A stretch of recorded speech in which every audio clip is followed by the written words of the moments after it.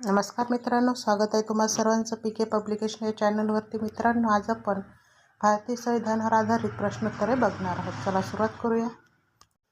पहिला प्रश्न आहे, भारतीय संविधानाचे जनक कोण आहेत? भारतीय संविधानाचे जनक हे डॉक्टर बाबासाहेब आंबेडकर हे आहेत. दुसरा प्रश्न, भारतीय संविधान कधी लागू झाले? तर भारतीय संविधान हे 26 जानेवारी 1950ला लागू झाले. नंतरचा प्रश्न आहे, भारतीय संविधान कोणत्या दिवशी स्वीकारले गेले? तर भारतीय संविधान हे 26 नोव्हेंबर 1949 या रोजी स्वीकारले गेले. नंतर भारतीय संविधानाची प्रस्तावना कोणत्या शब्दाने सुरू होते?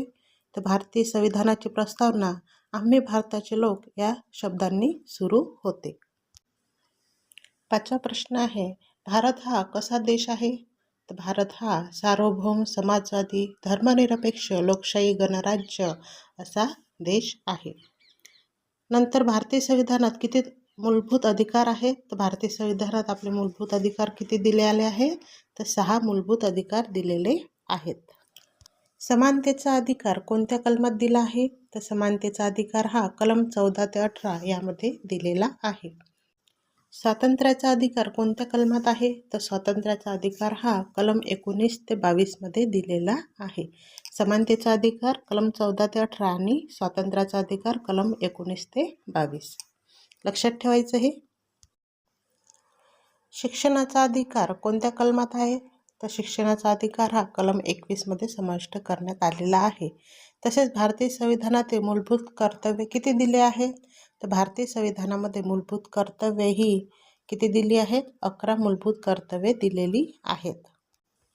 नंतरचा प्रश्न आहे, राज्याच्या मार्गदर्शक तत्वांचा उल्लेख कोणत्या भागात आहे? तर राज्याचे जे मार्गदर्शक तत्व आहे त्याचा उल्लेख भाग 4 मध्ये दिलेला आहे. नंतरचा प्रश्न, भारताचे पहिले राष्ट्रपती कोण होते? तर भारताचे पहिले राष्ट्रपती हे डॉक्टर राजेंद्र प्रसादजी होते. नेक्स्ट, भारतीय संसद किती सभागृहांची बनलेली आहे? तर भारतीय संसद ही 2 सभागृहांची बनलेली आहे. लोकसभेचा कार्यकाल हा किती असतो? तर लोकसभेचा कार्यकाळ हा 5 वर्षाचा असतो. राज्यसभेला कायमस्वरूपी सभागृह का म्हणतात? तर ती कधीही विसर्जित होत नाही म्हणून राज्यसभेला कायमस्वरूपी सभागृह असे म्हणतात. नंतर भारतातील सर्वोच्च न्यायालय कुठे आहे? तर भारतातील सर्वोच्च न्यायालय हे दिल्ली येथे आहे. संविधान सभेचे अध्यक्ष कोण होते? उत्तर आहे, संविधान सभेचे अध्यक्ष हे डॉक्टर राजेंद्र प्रसाद होते. भारतीय संविधानात किती अनुसूच्या आहेत? तर भारतीय संविधानामध्ये एकूण 12 अनुसूच्या दिलेल्या आहेत. बघा नंतरचा प्रश्न, राष्ट्रीय आपत्कालीन स्थिती कोण घोषित करतो? तर राष्ट्रीय आपत्कालीन स्थिती राष्ट्रपती घोषित करतो. मतदानाचे किमान वय किती असते? तर मतदानाचे किमान वय हे 18 वर्ष असते. मित्रांनो, असेच प्रश्न बघण्याकरता चॅनलला सबस्क्राईब करा, लाईक शेअर करा. बघा नंतरचा प्रश्न, भारतीय संविधान जगातील सर्वात मोठे लिखित संविधान मानले जाते का? त्याचं उत्तर आहे होय, कारण भारताचे संविधान हे सर्वात मोठे लिखित संविधान आहे, जे जगामध्ये सर्वात मोठे आहे. नंतरचा प्रश्न, भारतीय संविधानात धर्मनिरपेक्ष हा शब्द कोणत्या दुरुस्तीने जोडला गेला? तर भारतीय संविधानात धर्मनिरपेक्ष हा शब्द 42व्या घटना दुरुस्तीने जोडलेला गेला आहे. मूलभूत अधिकार निलंबित करण्याचा अधिकार कोणाला आहे? मूलभूत अधिकार जो असतो आपला, तो निलंबित करण्याचा अधिकार राष्ट्रपतीला आहे. जेव्हा आणीबाणी लागते किंवा एखादा आर्थिक संकट येते त्यावेळेला आपल्या मूलभूत अधिकारांवर काही प्रमाणात बंधन येते किंवा निलंबित करते, ते फक्त राष्ट्रपतीच करू शकतात. नंतरचा प्रश्न, भारतीय संविधानाचा कोणता भाग नागरिकत्वाशी संबंधित आहे? भारतीय संविधानाचा भाग 2 जो आहे तो नागरिकत्वाशी संबंधित आहे. भारताचे उपराष्ट्रपती कोणत्या सभागृहाचे पदसिद्ध अध्यक्ष असतात? त्याचं उत्तर आहे राज्यसभा. राज्यसभागृहाचे पदसिद्ध अध्यक्ष हे भारताचे उपराष्ट्रपती असतात. नंतरचा प्रश्न आहे, भारतात कायद्याचे राज्य ही संकल्पना कोणत्या देशाकडून घेतली आहे? भारतात कायद्याचे राज्य ही संकल्पना इंग्लंड या देशाकडून घेतलेली आहे. नंतरचा प्रश्न आहे, संविधान दिन कधी साजरा केला जातो? संविधान दिन हा 26 नोव्हेंबर या दिवशी साजरा केला जातो. 26 नोव्हेंबर दिवशी आपण संविधान स्वीकारले आणि म्हणूनच आपण त्या दिवशी संविधान दिन साजरा करतो. आणि नंतरचा प्रश्न आहे, भारतीय संविधानातील आपत्कालीन तरतुदी कोणत्या देशातून घेतल्या आहे? ज्या संविधानात आपत्कालीन तरतुदी दिल्या आहेत त्या आपण जर्मनी या देशाकडून घेतलेल्या आहेत.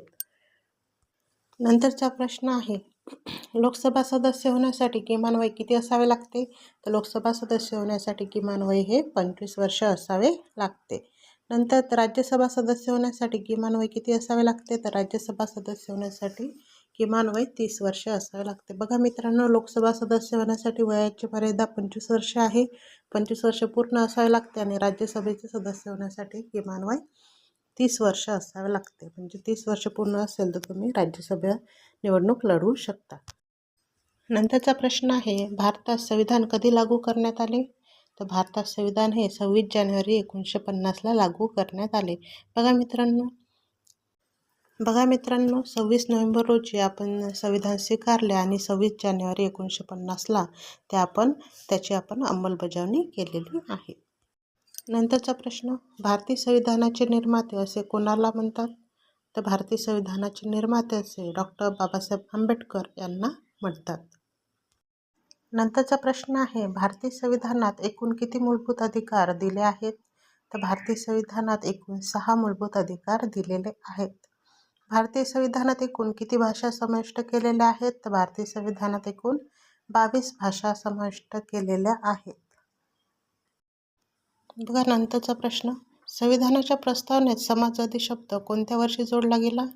तर संविधानाच्या प्रस्तावनेत समाजवादी हा शब्द 1976व्या दुरुस्तीने जोडला गेला आहे. नेक्स्ट, भारतीय संविधान कोणत्या देशाच्या संविधानाने जास्त प्रेरित आहे? तर भारतीय संविधान हे इंग्लंड या देशाच्या संविधानाने जास्त प्रेरित आहे. म्हणजे आपल्या संविधानावर छाप ही इंग्लंडच्या संविधानाची दिसून येते. नंतरचा प्रश्न आहे, संविधान अनुच्छेद 21 कशाशी संबंधित आहे?